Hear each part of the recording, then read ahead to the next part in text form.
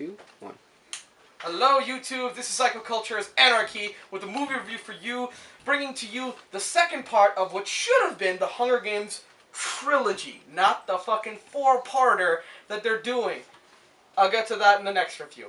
So anyways, Catching Fire is the continuation of Hunger Games, the continuation of Katniss Everdeen's story played by Jennifer Lawrence. Now again, in this one she really brings it, but like in the book, in this one, Catching Fire, this was actually a good, solid movie. I actually liked this movie. Because from the first movie, I had low expectations. But going into it, I was glad to see that it exceeded them. It was great. I liked the characters. I liked the plot. It was a good story. Good performances all around. This was actually a good dystopian teen bullshit movie for once. Like the bullshit Divergent series or the fucking Maze Runners. Just, God, stop with the dystopian teen shit. Teen shit. Fuck you, Twilight. So anyways, before I kill myself, I really like this one. It's a decently, it continues the plot at a much better pace. Peeta and Katniss, after their whole Romeo and Juliet stunt in the first Hunger Games, must now, in order to stay alive and convince the Capitol and President Snow, Jon Snow's real father, who is a bastard. This guy is a bastard. Isn't that ironic? So, in order to keep up with the Capitol, to make sure that they, don't die, they have to make up this legitimate excuse where it's like, not legitimate, this false excuse is like, oh, Peeta and Katniss are in love and all that shit. And they put up quite a good front. And, like, my favorite part of the movie is Stanley Tucci as the freaking eccentric, fucking guest show host who's just the best. And this one has a lot more depth to it, just seeing all the other Hunger Games winners from the previous Hunger Games be once again tributes and all that shit. Just seeing this was, like I said, an all-around better movie in terms of plot and characters and all that stuff. Katniss struggling with this false love, Peeta and all that stuff, and there's some really great moments that actually had me on the edge of my seats. I really liked this movie. I'm serious.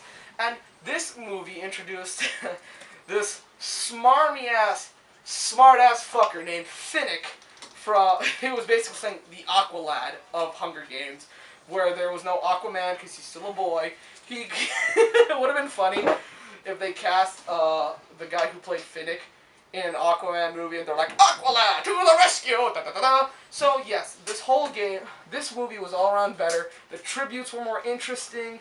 And just like in the book, the stakes were so up. I really liked how they were like building up this tension, this suspension, because from the start, you feel as though like something's happening. When they introduced Philip Seymour Hoffman's character, God rest his soul, you could tell, I don't know, maybe it was just me, because I saw Catching Fire and Hunger Games before I read the books. And when I read the books, I was like, wow, it's great.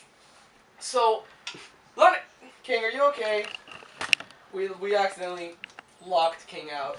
Hang on, King. We'll get you out in a second. So basically saying, this book and movie upped the stakes in a lot of cases. I really like the character development where Katniss was willing to say, listen, I care about Peeta. I mean, I may not love him so or whatever, but I do want him to survive. He doesn't deserve this. He doesn't deserve to die. But Peeta really puts emphasis into like making everybody. They plant the seeds of resentment where the rebellion will take place in Mockingjay, or some form of it. I'll talk about that in the next review. But this movie ends with such a cliffhanger. I loved it, actually. Just Finnick looking at him and looking at Katniss saying, don't forget who the real enemy is. And she points up and some fucking Hawkeye Green Arrow miracle, she shoots up miles up into the air and takes down the fucking dome that the game is taking place in. Overall, I probably completely rambled. I made no sense in this review. All I'm saying is Catching Fire is a huge step up from the first movie of the Hunger Games, with better plot, characters, setting, everything. Just sowing the seeds for the revolution to come. Which is why I'm giving this movie a healthy 8 out of 10. This is Psychoculture's Anarchy with a big sign off.